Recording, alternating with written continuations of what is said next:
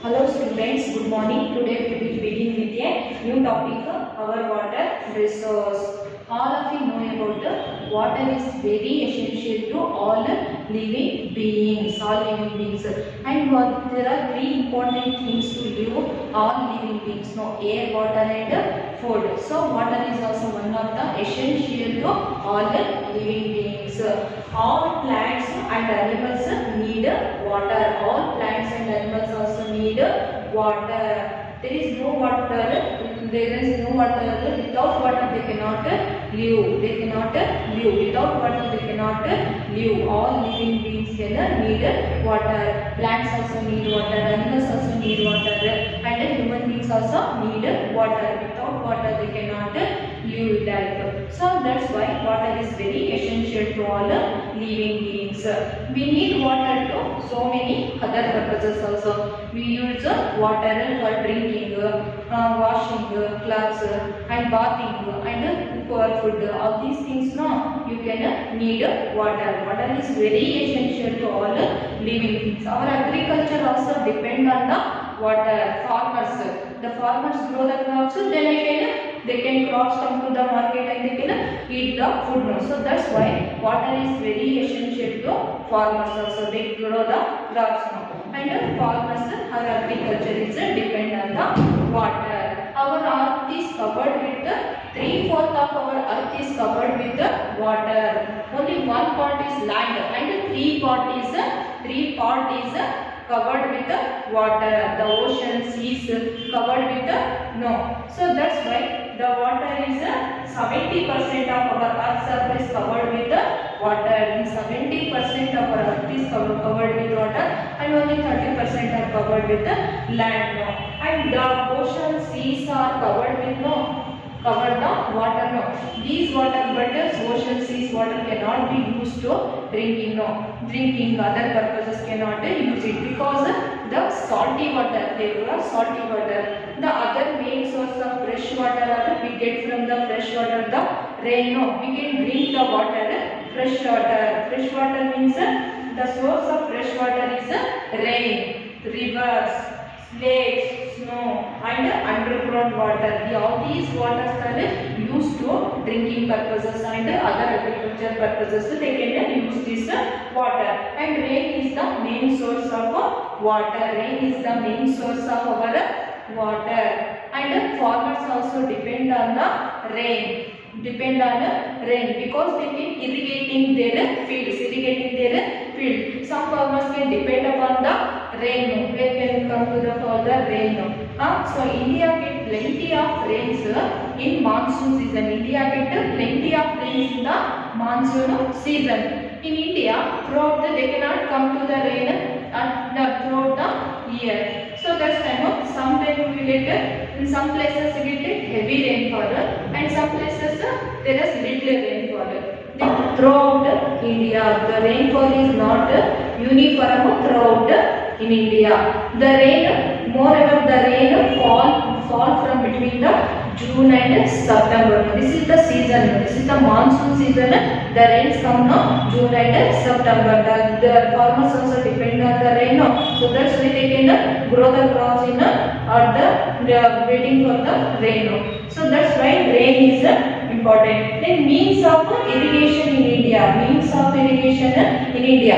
The farmers supply the water to the crops, they can grow. So that's why the rain come not very in year to now. So that's why they can collect the water. They can collect the waters in the ponds, rivers, lakes, wells, ponds.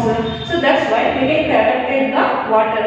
This is the different means of irrigation in India. Irrigation means the watering the plants. Watering the plants, supply the water to the plants. Supply the water to the plants through the canals, tanks, wells and tube wells and dams. Construction of the dams, they can store the water and collect the water through the dams. This is all the different means of irrigation in India. Different means of all these are used to the irrigation purposes to supply the water to the crops now.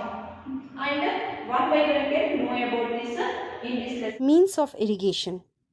Before that, tell me, have you heard this word before? Irrigation? Fine, I'll tell you. Irrigation is a watering of land to make it ready for agriculture. Irrigation water can be pumped from rivers, lakes, dams, or wells. Irrigation helps to grow agricultural crops even in dry areas or areas with less or average rainfall. Now, coming to the means of irrigation. Dear kids, there are different sources of irrigation, and they are wells and tube wells, canals, tanks, sprinklers, and dams. Now we will discuss them one by one. What you can see here in the picture, these are wells and tube wells. In villages, people dig wells to bring groundwater to the surface. In wells, water is drawn using a Persian wheel. Do you know what Persian wheel is? If you look here in the picture, you can see a wheel-like structure which is attached with a rope, and this is used to dig out water from the well. This structure is known as Persian wheel, which is attached to the well.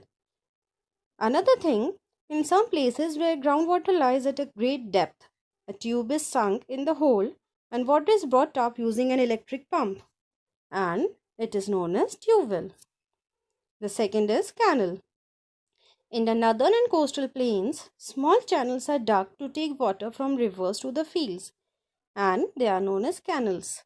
What you can see here in the picture is an example of a canal. The third one is tank.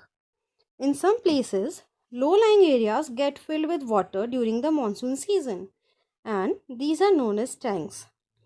Farmers usually make use of water stored in these tanks for meeting their agricultural purposes.